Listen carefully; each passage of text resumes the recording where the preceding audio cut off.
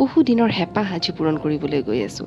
বিভিন্ন জাগাত ফটোত হায়দৰাবাদ মন্দিৰৰ বিভিন্ন ফটো দেখিছোঁ। ইমান যে ভাল লাগে। ফটোবোৰত দেখোঁ চাৰিওপিনে সেউজীয়া, মাজতে বগা মন্দিৰটো জিলিকি আছে আৰু লগতে এটা উৰণীয়া ৰাস্তা, যেন সেইটো স্বৰ্গলৈহে গৈছে। মুঠতে ইমান ভাল লাগে এই মন্দিৰৰ ফটোবোৰ চাই, যিটো ভাষাৰে বুজাব নোৱাৰি। আৰু আজিতো মই বিশ্বাসেই কৰিব পৰা নাই যে সেই মন্দিৰটো নিজ চকুৰে চাবলৈ গৈ আছোঁ। সঁচাকৈ মনটো ইমান ভাল লাগি আছে। এয়া আমি মন্দিৰ আহি পালোৱেই। এই মন্দিৰৰ ভিত্তি স্থাপন কৰিছিলে পূজ্যপাত শ্ৰী দাদাই 2005 চনৰ 18 জানুৱাৰী আৰু এই মন্দিৰটো উদ্বোধন হৈছিলে 2010 চনৰ ডিচেম্বৰ মাহত। উদ্বোধনৰ সময়ত গোটেই আচাৰ্য পৰিবাৰ আহিছিলে ট্ৰেইনেৰে হায়দৰাবাদলৈ। মাত্ৰ এইকেইটা বছৰতে ইমান ডাঙৰ মন্দিৰটো ইমান ধুনীয়াকৈ সাজি উলিয়াইছে।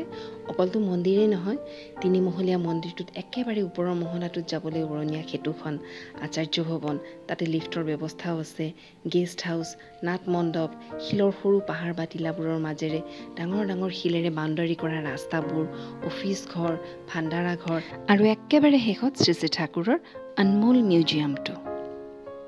ইয়াতে যে এটা ইমান ধুনীয়া মিউজিয়াম আছে, আগতে কোনো আইডিয়াই নাছিল। ইয়াত আহিহে গম পালোঁ ইমান ধুনীয়া মিউজিয়ামটো। মিউজিয়াম বুলি ক'লে আমাৰ সৰুৰে পৰা এটা আইডিয়া যে দেওঘৰতহে অকল ঠাকুৰৰ মিউজিয়াম আছে। ইয়াতো যে ইমান ধুনীয়া এটা মিউজিয়াম আছে, ইয়াত আহি দেখিলোঁ সঁচাকৈ মন ভৰি গ'ল একদম। মিউজিয়ামটো আমি একেবাৰে শেষতহে দৰ্শন কৰিছোঁ। গতিকে আহক আমি সকলোৱে প্ৰথমতে মূল শ্ৰীমন্দিৰটোৱে দৰ্শন কৰোঁ।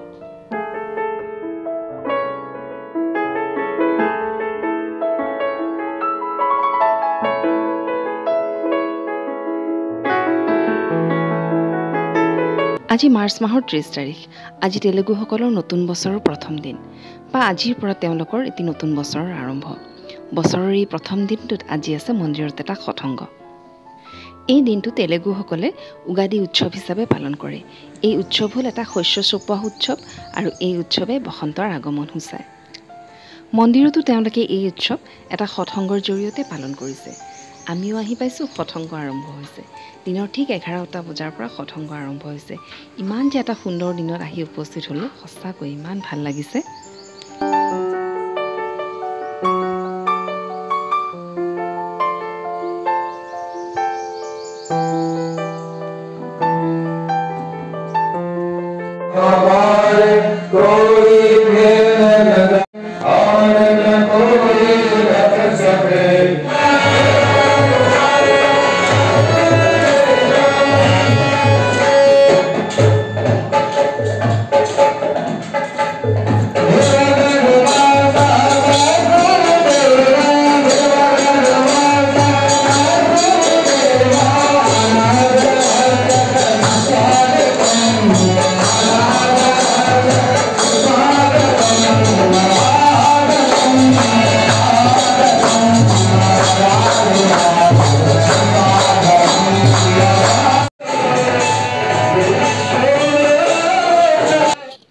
প্ৰাৰ্থনাৰ পিছত ধুনীয়া দুটা ঠাকুৰৰ তেলেগু ভজন শুনিলোঁ। খুব ভাল লাগিল।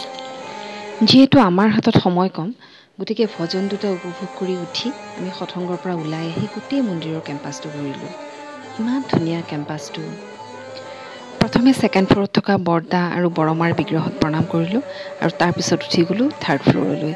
তাত আছে ঠাকুৰৰ মন্দিৰ, শ্ৰীমন্দিৰ আৰু ঠাকুৰৰ বিগ্ৰহ। ওপৰলৈ আহি যেতিয়া বাৰাণ্ডাৰ পৰা তললৈ চালোঁ, ইমান ধুনীয়া দৃশ্য। গছবিলাকত হালধীয়া ফুল একদম থোপা থোপে ফুটি আছে। ইমান যে ভাল লাগিছিল। তাৰপিছত আমি মন্দিৰলৈ সোমাই গ'লোঁ।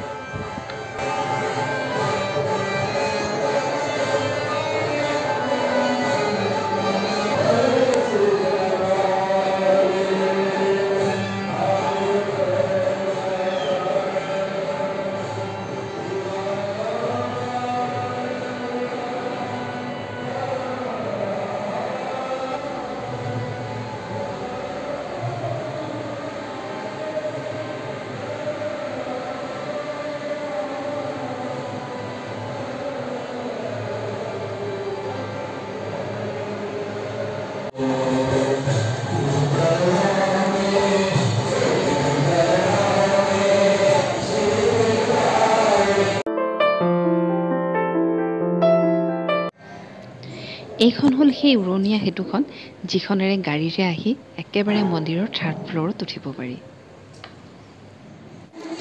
সৎসংগটো চলিয়ে আছে। তথাপি আমি মন্দিৰৰ কেম্পাছটো চাওঁ বুলি এতিয়া মন্দিৰৰ পৰা ওলাই আহিলোঁ।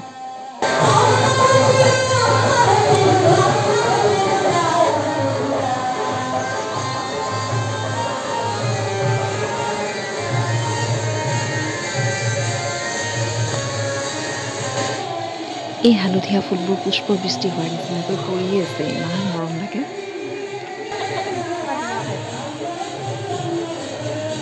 অকণমান যাই আহোঁ। এইফালে ক'ত যাবা? গাড়ী ইফাল দি যায়। অঁ আচ্ছা ব'লা।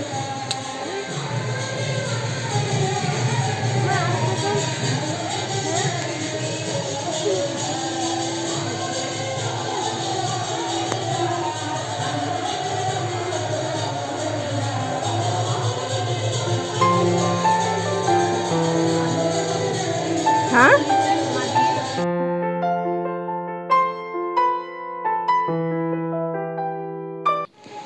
এই মন্দিৰটোৰ এটা মন চুই যোৱা দৃশ্য এই যে মন্দিৰটোৰ চাৰিওফালে একেবাৰে অৰিজিনেল পৰিৱেশটো ধৰি ৰাখিবলৈ চেষ্টা কৰিছে।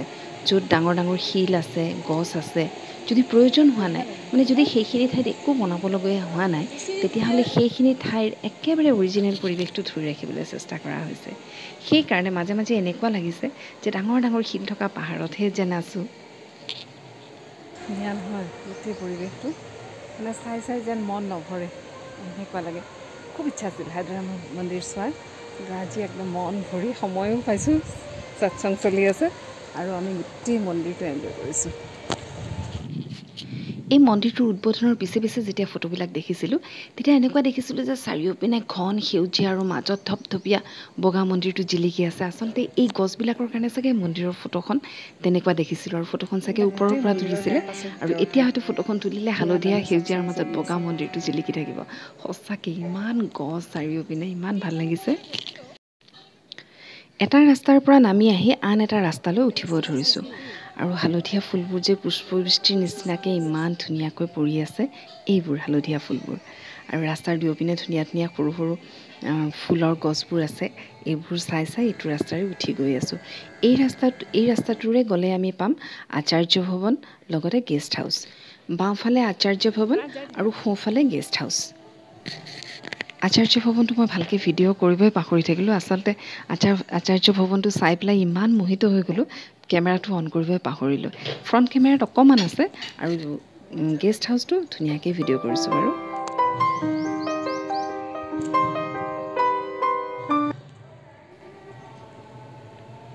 এইটোৱেই হ'ল গেষ্ট হাউচ।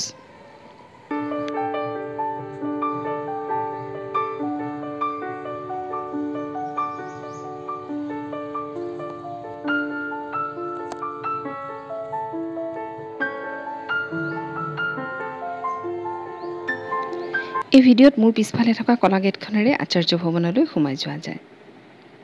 আকৌ আমি সেইপিনৰ পৰা নামি আহিলোঁ। দুই পিনৰ যিবিলাক ফুলৰ গছবিলাক, সৰু সৰু প্লেণ্টেশ্যনবিলাক যে কৰিছে, ইমান মৰম লগা, সেইবোৰ চাই চাই আহি আছোঁ। এই বিল্ডিংটোত আছে ভাণ্ডাৰা ঘৰ, লাইব্ৰেৰী আৰু ফিলান্থ্ৰফি অফিচ।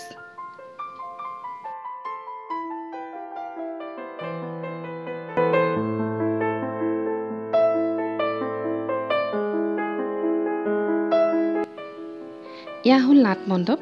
মন্দিৰ উদ্বোধনৰ সময়ত ইয়াতে বহিছিল পূজ্যপাত শ্ৰী শ্ৰী দাদা, আৰু বৰ্তমান বহে শ্ৰী শ্ৰী আচাৰ্যদেৱ।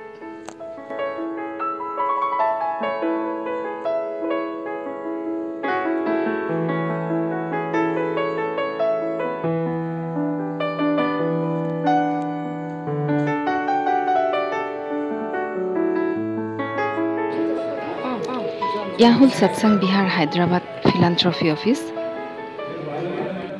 এই ঘৰটোৰ পিছফালে এটা ঠাকুৰৰ লাইব্ৰেৰীও আছে, আৰু ইয়াতে ভোগৰ প্ৰসাদবিলাক ৰাখি থোৱা হয়। সকলোকে যোনে যেতিয়া খায় তেতিয়া দি দিয়ে।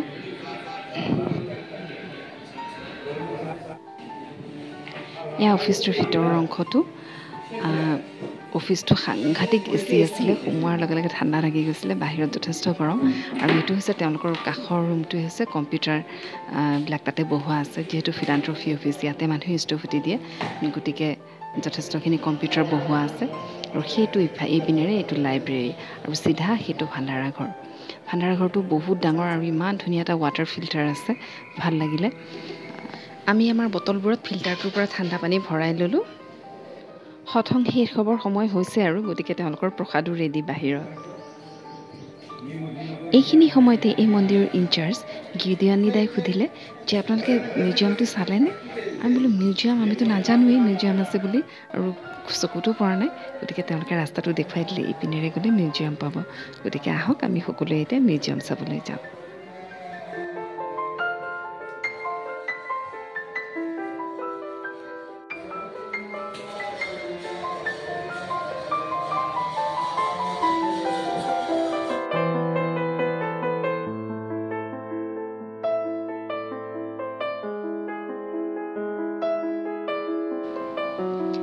এই মিউজিয়ামটোত আছে ঠাকুৰৰ গোটেই জীৱনকালৰ কিছুমান উল্লেখযোগ্য ঘটনাৰ প্ৰদৰ্শন মূৰ্তিৰ সহায়েৰে। যেনেকুৱা আমাৰ নামনি অসমৰ ৰাসত শ্ৰীকৃষ্ণৰ জীৱনকালৰ বিভিন্ন ঘটনা মূৰ্তিৰে প্ৰদৰ্শন কৰা হয়, ঠিক তেনেদৰে ইয়াতো শ্ৰী শ্ৰী ঠাকুৰৰ জীৱনকালৰ বিভিন্ন উল্লেখযোগ্য ঘটনা মূৰ্তিৰ সহায়েৰে প্ৰদৰ্শন কৰিছে। লগতে ঠাকুৰৰ জীৱনকালৰ বিভিন্ন উল্লেখযোগ্য ফটো কিছুমানো সংৰক্ষণ কৰিছে এই মিউজিয়ামটোত। মূৰ্তিবোৰৰ আগফালে যিটো ঘটনাক কেন্দ্ৰ কৰি মূৰ্তিবোৰ বনাইছে, সেই ঘটনাটো ইংৰাজীৰে ধুনীয়াকৈ লিখি থোৱা আছে।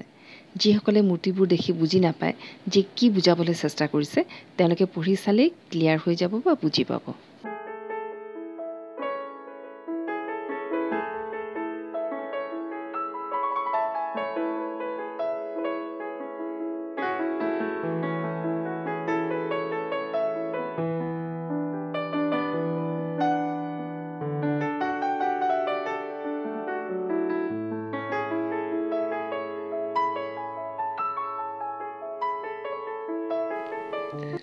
যিহেতু ঠাকুৰৰ শিশুকালৰ সকলোবোৰ ঘটনাই আমাৰ সৰুৰে পৰাই জনা, গতিকে মূৰ্তিবোৰ দেখি ইমান আনন্দ লাগিছিলে। প্ৰত্যেকটো ঘটনাই যেন প্ৰাণ পাই উঠিছে এনেকুৱা লাগিছিলে।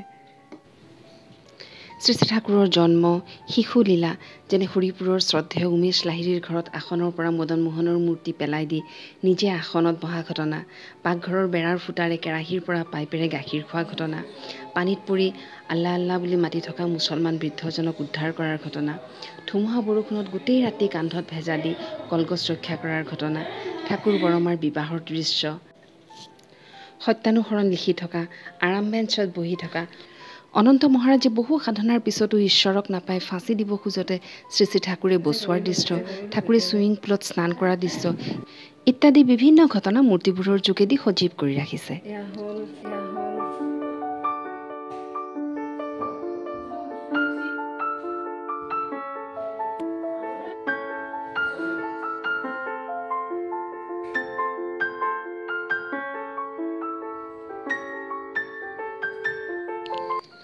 সৎসংগ শেষ হ'ল আৰু এতিয়া আৰম্ভ হৈছে ভাণ্ডাৰাৰ পৰ্ব। যিহেতু উগাদি তেওঁলোকৰ এটা জাতীয় উৎসৱ, গতিকে আজিৰ সৎসংগৰ ভাণ্ডাৰা সম্পূৰ্ণ তেওঁলোকৰ পৰম্পৰাগত খাদ্য সম্ভাৰেৰে পৰিপূৰ্ণ। এই বিশেষ ভাণ্ডাৰা গ্ৰহণ কৰিব পোৱাটো আমাৰ কাৰণে এক অত্যন্ত ভাগ্যৰ কথা। উগাদি পাচৰিৰ গিলাচটো হাতত লৈ মই ভিডিঅ' কৰি থকা দেখি গিদুৱানীদা উঠি আহি মোক হাতৰ পৰা মোবাইলটো লৈ মোক খাবলৈ ইংগিত দি ক'লে, এনেকৈ নহয়, এনেকৈহে ভিডিঅ' কৰিব লাগে। এই উগাদি পাচৰি হ'ল এবিধ অত্যন্ত স্বাস্থ্যকৰ পানীয়। এই পানীয়বিধে পেট ঠাণ্ডা ৰাখে আৰু লগতে পেট চাফাও ৰাখে। এই পানীয়বিধ মেইনলি তেঁতেলী, গুড়, বিভিন্ন ড্ৰাই ফ্ৰুটছেৰে তৈয়াৰ কৰা হয়। আমাক তেওঁলোকে গিলাচে গিলাচে উগাদি পাচৰি খাবলৈ দিছিলে। তেওঁলোকৰ আদৰ, সম্ভাষণ, মৰমে আমাৰ মনবোৰ ভৰাই তুলিছিলে। তেওঁলোকক লগ পাই অলপো এনেকুৱা লগা নাছিল যে তেওঁলোকক আজিহে প্ৰথম লগ পাইছোঁ। এনেকুৱা লাগিছিল যেন বহু দিনৰ চিনাকি। আমি বেলেগত ভাড়াঘৰলৈ থকাৰ কাৰণে তেওঁলোকে খুব বেয়া পাইছিলে আৰু বাৰে বাৰে কৈছিলে বস্তু বাহিনী লৈ আজিয়ে ইয়াতে আহি যাওক আৰু বাকী থকা দিনকেইটা ইয়াতে থাকক। বাৰু এতিয়া ঘূৰি আহিছোঁ আকৌ ভাণ্ডাৰাৰ ট্ৰেডিশ্যনেল প্ৰসাদলৈ। উগাদি পাচাৰীৰ উপৰিও আজিৰ ভাণ্ডাৰাত আছিলে তেলেগুসকলৰ বিশেষ খিচিৰি, চাচ আৰু ডালিয়াৰ মিহি দানাৰ নিচিনা তৈয়াৰ কৰা এটা মিঠাই, বিশেষ মিঠাই। তেওঁলোকে ক'লে যে তেওঁলোকে উগাদি পাচৰিৰ নিচিনা বস্তু খুব খায়ে থাকে, অৰ্থাৎ তেতেলী পানীৰ নিচিনা বস্তু তেওঁলোকে বহুত খায়, যাৰ কাৰণে তেওঁলোকৰ পেট চাফা থাকে আৰু গেষ্ট্ৰিক নহয়। পেট চাফা থকাই তেওঁলোকৰ আৰু বহুত কিবা কিবি বেমাৰো নহয়। কথাই কথাই তেওঁলোকে ক'লে যে AIG হস্পিটেলখন হ'ল অসম আৰু বেংগলৰ হস্পিটেল, তেওঁলোকে এইখনত যাব লগা নহয়। মোৰ তেতিয়া ভাব হ'ল যে ইয়াৰ পানী নিশ্চয় খাৰুৱা, কাৰণ ক'ৰবাত ক'ৰবাত পানী খাওঁতে টেষ্টটো একদম বেলেগ ধৰণৰ লাগে, গতিকে নিশ্চয় খাৰুৱা। তাৰ কাৰণে ইয়াৰ মানুহবিলাকে তেতেলী পানী খাই থাকে, তেওঁলোকে ফিজিকেলি বেলেঞ্চড থাকে। ঠিক সেইদৰে আমাৰ অসমৰ পানী চাগে এচিডিক, সেইকাৰণে অসমৰ মানুহে পৰম্পৰাগতভাৱে খাৰ খায়। সেইকাৰণে অসমীয়া মানুহক খাৰ খোৱা অসমীয়া বুলিয়েই কয়। ইয়াতে পৰম্পৰাগতভাৱে তেতেলী পানী খায়, কাৰণ ইয়াত এইটোৱেই প্ৰয়োজন। এইদৰে বিভিন্ন অভিজ্ঞতা বুটলি লৈ ভিডিঅ'টো আজি ইয়াতেই সামৰিবলৈ ওলাইছোঁ। আপোনালোক আনন্দত থাকক। আপোনালোকৰ পুনৰ লগ পোৱাৰ আশাৰে আজিলৈ ইয়াতে এৰিছোঁ। নমস্কাৰ, জয় গুৰু।